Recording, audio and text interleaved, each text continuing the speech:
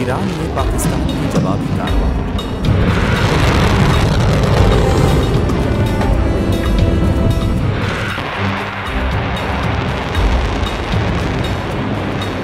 اسلام آباد ISPR نے ایران میں جوابی سرجیکل اسٹرائیک پر کہا ہے کہ ایران میں صرف دہشت گردوں کو نشانہ بنایا گیا اور اس بات کو یقینی بنایا گیا کہ عام شہریوں کو نقصان نہ پہنچے۔ اپنے بیان میں ISPR نے کہا ہے کہ پاک فوج کے ایران کی حدود میں کیے گئے آپریشن کو مارگ بار سرمچار کا نام دیا گیا ہے، جس میں بلوچستان لبریشن آرمی اور بلوچستان لبریشن فرنٹ نامی دہشت گرد تنظیموں کے زیر استعمال ٹھکانوں کو انٹیلیجنس اطلاع کے ساتھ مبنی آپریشن میں کامیابی سے نشانہ بنایا گیا۔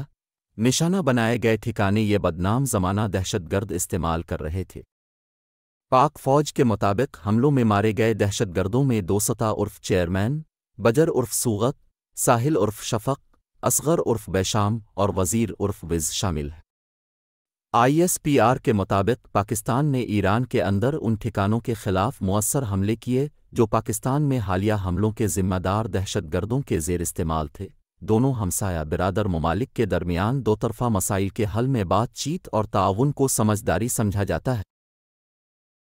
ISPR کے مطابق ہم پاکستانی عوام کی حمایت سے پاکستان کے تمام دشمنوں کو شکست دینے کے لیے پرعزم ہیں۔